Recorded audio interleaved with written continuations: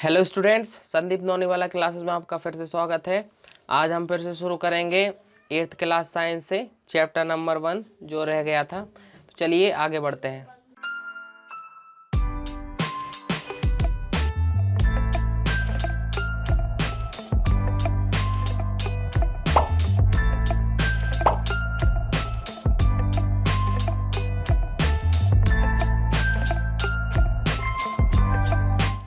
हम आ गए थे कटाई पर।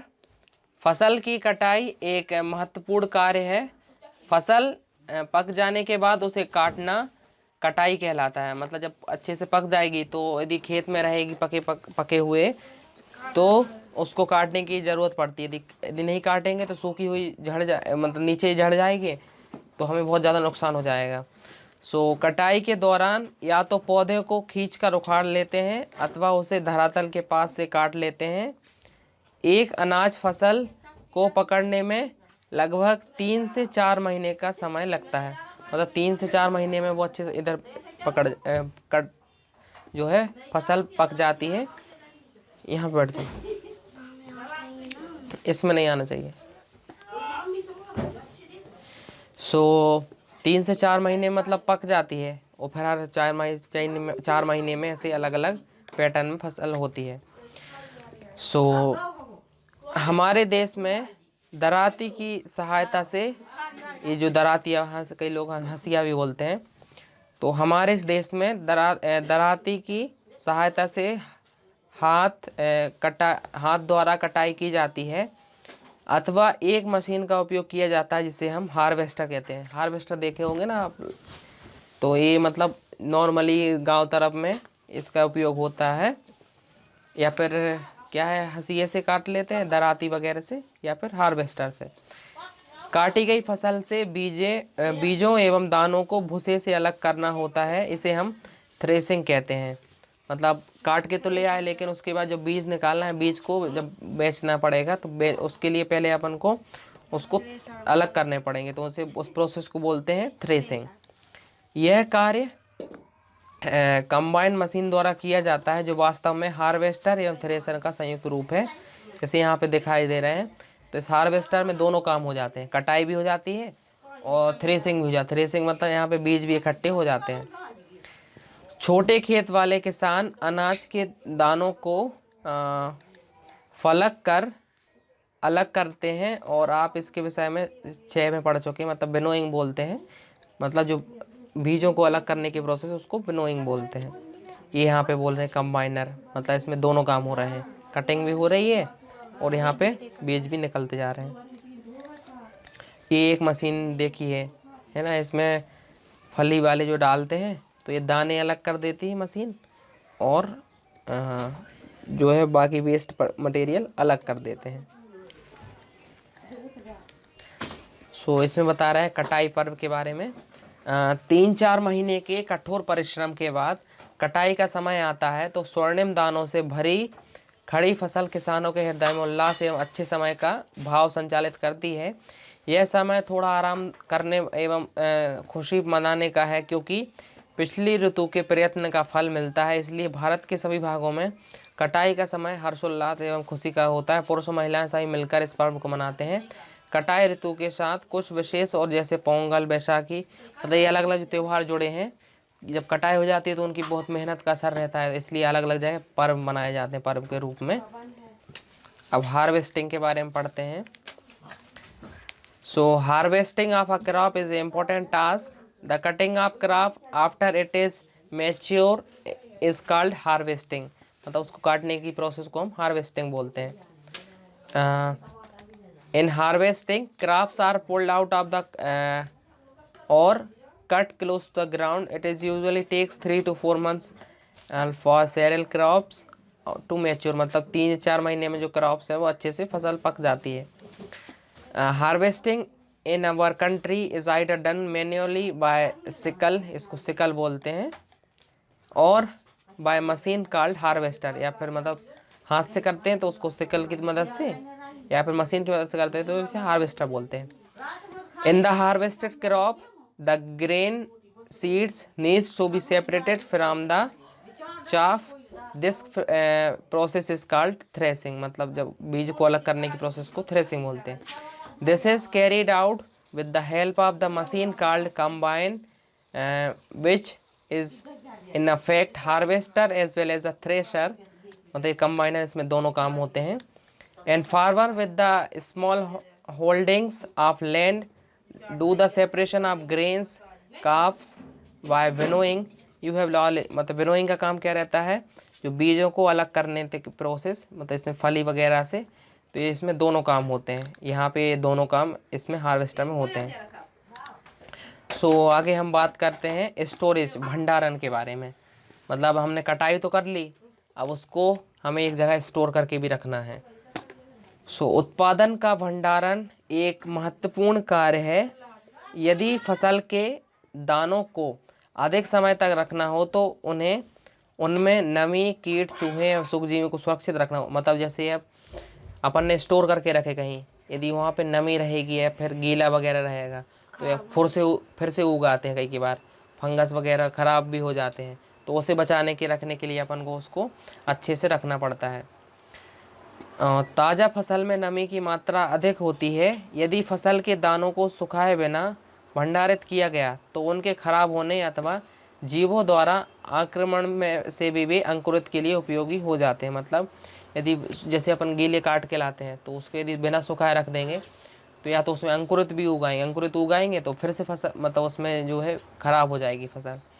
तो उसे बचाने के लिए हमें अलग अलग तरह के जो है कार्य करने पड़ते हैं, जिसमें भंडारण से पहले दानों को धूप में सुखाना आवश्यक है, जिससे उनकी नमी में कमी आ जाए और इससे उनकी कीट पीड़कों एवं जीवाणु और कवक से सुरक्षा हो जाती है। किसान अपनी फसल उत्पाद का भंडारण जूट के बोरों और धातु वाले बड़े पात्र में करते हैं, परंतु बीजों का बड़े पैमाने पर भंडारण साइलो एवं भंडार गृहों में किया जाता है, जिसको उन्हें उनको जैसे ये यहाँ पे दिए हुए हैं, मतलब जो जहाँ पे भंडारण किया जाता है अनाज का, ये ऐसे स्टोर भी देखे होंगे ये बोरे वगैरह, इसमें तो चूहे और कीटों से भी सुरक्षित रखा जा सके, मतलब जिससे इनमें कवर रहते हैं तो चूहे वगैरह जिससे ना खाएं उसमें रखते हैं।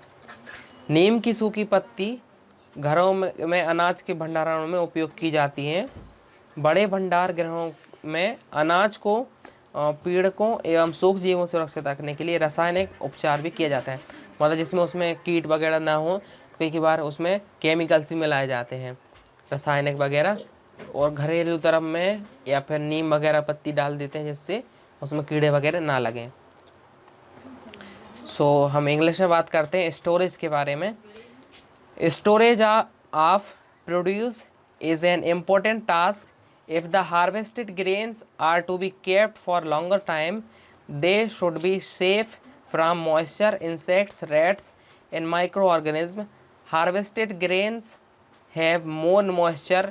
If freshly harvested grains are stored without drying, they may get spoiled, attacked by the organism. और मतलब यदि सूखे आप नहीं करेंगे तो गीले रहेंगे तो उसमें माइक्रो ऑर्गेनिज्म वगैरह ऑर्गेनिज्म जितने भी हैं वो अटैक कर देंगे, मतलब जिसमें कीटनाशक कीड़े वगैरह भी लग सकते हैं। जो मॉइस्चर रहेगा और नमी रहेगी तो उसको बचाने के लिए हमें उसको बहुत सारी अच्छे से रखना पड़ता है। Making them unfit to for use and for the germination, hence before storing them the grains are properly dried in the sun to reduce the moisture and them, मतलब मॉइस्चर को अलग करने के लिए उसको अच्छे से सुखा लिया जाता है। The grains are properly dried in the sun to reduce the moisture in them, this prevents the attack by insects, pest, bacteria, मतलब जो उसको इन सब से बचाता है। तो उसको पहले सूरज की रोशनी में अच्छे से सुखा लिया जाता है। Farmers store grains and jute bags and metallic bins and however the large scale storage of grains done in the silos and granaries to protect them from pests like rats and insects। और इन सभी से बचाने के लिए अलग अलग तरह के स्टोरेज किया जाता है। Dried neem leaves are used for storing food grains at home. For storing large quantity of grains in the big godown, specific chemical treatments are required to protect them from pests and microorganisms। और micro paste बचाने के लिए अलग अलग तरीके से use किए जाते हैं, या फिर केमिकल्स यूज आते हैं बड़े स्केल्स में, और घर तरफ में जो नीम की पत्तियां हैं उनका उपयोग करते हैं जिससे उसमें कीड़े वगैरह ना लगें। सो हम आगे बात करते हैं जंतुओं से भोजन, मतलब हमें कैसे मिलता है। मतलब जो जंतु हो गए जैसे गाय वगैरह से हमें क्या क्या मिलता है, दूध मिलता है। और भी गाय दूध देने वाले कौन कौन से जानवर हो गए, जैसे बकरी, है ना, भेड़, ये सभी से हमें दूध मिलता है ना। तो दूध की क्या क्या चीज़ बनती है, घी, दही, पनीर। तो ये सभी चीज़ें क्या है, दूध से बनी है। तो ये सब इनको क्या कहेंगे अपन, जंतुओं से मिलने वाले चीज़ें ना। तो इस सारणी की पूर्ति करने के पश्चात आपने देखा होगा कि पौधे की तरह ही जंतु भी हमें विभिन्न प्रकार के खाद्य प्रदान करते हैं, मतलब अलग अलग तरीके से। जैसे अपन दूध दे देते हैं तो दूध से अपन लोग अलग अलग तरह की चीज़ें बना लेते हैं। समुद्र के तटीय क्षेत्रों में रहने वाले लोग मछली का मुख्य आहार के रूप में प्रयोग करते हैं। मतलब जितने साउथ तरफ में हो गए और समुद्र के किनारे जितने भी हो गए, नदियों के किनारे, तो वो सभी मेनली क्या है, मछलियों का ज़्यादा सेवन करते हैं। पिछली कक्षाओं में पौधों से प्राप्त होने वाले खाद्य पदार्थों के विषय में आप पढ़ चुके हैं। हमने अभी सीखा कि फसल उत्पादन के विभिन्न चरण हैं, बीजों का चयन, बुआई इत्यादि। इसी प्रकार घरों में अथवा फार्म पर पालने वाले पालतू पशुओं को उचित भोजन, आवास एवं देखभाल की आवश्यकता होती है। जब वह बड़े पैमाने पर किया जाता है तो इसे हम पशुपालन कहते हैं। मतलब जैसे अपन घर पे तो यदि पाल लेते हैं, लेकिन यदि बहुत सारे बड़ी चीज़ों में, मतलब बहुत सारे जब पालते हैं तो उसे कहते हैं पशुपालन। कई कई लोग जानवरों को ही पालते हैं, भैंस वैंस बहुत सारी 100-200, है ना। अब कई कई लोग जैसे मुर्गियों का पालन करते हैं ना, बहुत सारी, तो उनको पशुपालन अलग तरीके से। अब कई लोग मछली भी पालते हैं बेचने के लिए, तो उसे मत्स्य पालन बोलते हैं। तो ये कि यहाँ पे बता रहे हैं मछली स्वास्थ्य के लिए अच्छा आहार है। हमें मछली से कॉड लीवर तेल मिलता है जिससे विटामिन डी अधिक मात्रा में पाया जाता है। मतलब अलग अलग तरीके से मछली से पाया जाता है। सो अब हम बात करते हैं इंग्लिश में फूड फ्रॉम एनिमल्स। मतलब एनिमल से हमें क्या क्या फूड मिलता है, जिसमें आता है मिल्क, है ना। मिल्क में हमें जैसे कहाँ से मिलता है, काव हो गया, buffalo, she goat, she camel, अलग अलग तरीके से मिलता है, जिसको हम अलग अलग यूज़ करते हैं पनीर बनाने में, दही और अलग अलग कर्ड वगैरह, है ना। So after completing this table you must have seen that like plants animals also provide us with different kind of food. मतलब प्लांट्स की तरह भी एनिमल्स भी हमें अलग अलग तरीके से फूड देते हैं। Many people living in the coastal areas consumes fish as a major part of their diets. मतलब जो है फसल जो जैसे फसल से हमें बहुत सारी चीज़ें मिलती हैं, उसी प्रकार से एनिमल भी हमें बहुत सारी चीज़ें देते हैं। तो अब जो समुद्र के क्षेत्र में रहते हैं, नदियों के किनारे वगैरह, तो वहाँ पे भी ये लोग मेनली क्या है, मछलियों पे डिपेंड करते हैं। तो उनके भोजन में हमेशा, जैसे वो कई बार मछली चावल खाते हैं, मछली वगैरह, तो मछली उनके भोजन में हम ज़्यादातर रहती है। We have just seen that the process of crop production involve number of steps like selection of seeds, sowing similarly। मतलब जो है क्रॉप्स प्रोडक्शन में अलग अलग चीज़ें इन्वॉल्व हुई, जिसमें सीड से लेकर सोइंग तक बहुत सारी स्टेप्स थी। Similarly animals rears at the home and in farms have to be provide proper food, shelters and cares, and when this is done large scale is called animal husbandry. मतलब जैसे plants को, crop अपनी फसल को अच्छे से अच्छा बीज, उसके बाद अच्छी बुआई, कटाई, इन सब की ज़रूरत पड़ती है। ऐसे एनिमल्स को भी अच्छे से, मतलब उनका अच्छे से भोजन मिलता रहे, पशुओं को अच्छे से उनकी केयर हो जाए। तो इसको यदि बड़े स्केल में करते हैं तो इसे बोलते हैं एनिमल हस्बेंड्री। सो बोलते हैं fish is good for health, we get cod liver oil from fish which is rich in vitamin D. मतलब फिश से हमें विटामिन डी का ऑयल मिलता है जो विटामिन डी में अच्छा भरा रहता है। सो अब हम आगे पढ़ते हैं कि हमने इस चैप्टर में क्या क्या पढ़ा। तो हमने क्या क्या पढ़ा है, अपनी बढ़ती हुई जनसंख्या को भोजन प्रदान करने के लिए हमें, आपने क्या सीखा, मतलब इस चैप्टर में हमने क्या पढ़ा है वो अभी बात करेंगे। यहाँ से अलग हो जाओ। आपने क्या सीखा है इस चैप्टर में? अपनी बढ़ती हुई जनसंख्या को भोजन प्रदान करने के लिए हमें विशिष्ट कृषि पद्धतियों को अपनाना होता है। मतलब अलग अलग तरीके से जो है हमें अपनाया है। किसी स्थान पर उगाए जाने वाले एक ही प्रकार के पौधों को हम फसल कहते हैं। भारत में फसलों को ऋतु के आधार पर भी हम 2 वर्गों में बांट सकते हैं, रबी खरीफ या फिर खरीफ फसल। जुताई करते समय मिट्टी को तैयार करना, उसे समतल करना आवश्यक है। इस कार्य के लिए हल तथा पाटल का उपयोग किया जाता है। बीजों को उचित गहराई पर बोना और उनके बीच उचित दूरी रखना अच्छी उपज के लिए आवश्यक है। बीजों को अच्छी किस्म का चयन करके स्वस्थ बीजों को बोया जाता है। सीड ड्रिल की सहायता से बुआई की जाती है। मिट्टी में पोषकों की समृद्धि और पुनः पूर्ति की आवश्यकता होती है, जिसे कार्बनिक खाद और उर्वरक के रूप में किया जाता है। फसलों की नई किस्मों के आने से रासायनिक उर्वरकों में उपयोग में वृद्धि हुई है। उचित समय एवं अंतराल का फसल को जल देना सिंचाई कहलाता है। मतलब हम टाइम से देते हैं फसल में पानी, तो उसे सिंचाई कहते हैं। और निराई में अवांछित और बिना उगाए पौधों को हटाया जाता है, जिससे खरपतवार कहते हैं। मतलब जो वेस्ट रहते हैं उनको अलग किए जाते हैं, उनको खरपतवार कहते हैं और इसको हम निराई बोलते हैं। कटाई का अर्थ है पकी हुई फसल को हाथों या मशीन से काटना। दानों को भूसे से अलग करने को हम थ्रेशिंग कहते हैं।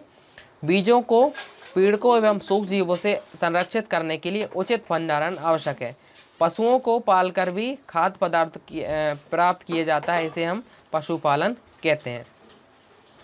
सो हम इंग्लिश में बात कर लेते हैं। What you have learned. In order to provide food to our growing population, we need to adopt certain agriculture practices. मतलब अलग अलग, जिससे ग्रोथ हमारी जो पॉपुलेशन ग्रोथ हो सके, तो हमें अलग अलग तरीके के एग्रीकल्चरल प्रैक्टिस करनी पड़ी। Same kind of plants cultivated at the place constitute a crop. मतलब एक ही फसल को जो होती है उसे हम फसल कहते हैं। In India crops can be broadly categorized into 2 types of base seasons, rabi crops and kharif crops. It is necessary to prepare soil by tilling and leveling. Plugs and levelers are used for this purpose. Sowing of seeds at appropriate depths and distances gives good field, and good variety of the seeds are sown after selection of healthy seeds, and sowing is done by the seed drills. मतलब अच्छे seed हों, इसलिए हमें मतलब अच्छी हमारी फसल रहे, तो हमें हमारे जो सीड्स है उसकी गुणवत्ता बहुत अच्छी होना चाहिए। सो मतलब उनको एक एक लाइन में अच्छे से करने के लिए एक सीड ड्रिल का उपयोग होता है। And seed soil needs replacement and enrichment through the use of organic manure and fertilisers. Use of chemical fertiliser had increase tremendously with the introduction of new crop varieties, and supply of water to crop at appropriate intervals is called irrigation. Weeding involves removal of unwanted and uncultivated plants and called weeds. Harvesting is the cutting of mature crop manually or by machines. Separation of grains from the chaff is called threshing. Proper storage of grains is necessarily to protect them from pests and microorganisms. Food is also obtained from animals for which animals are reared, and this is called animal husbandry. सो ये exercise वगैरह है, इसको आप चाहें तो घर पे कर सकते हैं। जो हमने चैप्टर कंप्लीट किया है उससे हम ओनली मेनली अपने चैप्टर को कंप्लीट करेंगे। और यदि आपके कुछ इसमें डाउट है तो आप कमेंट में जाके पूछ सकते हैं। और नए हैं तो चैनल को सब्सक्राइब कर देना और बेल आइकन को जरूर दबा देना, जिससे नई नई वीडियोस आपको मिलती रहें। और वीडियोस को लाइक कर देना। फिर मिलेंगे हम नई वीडियोस का, तब तक के लिए बाय बाय।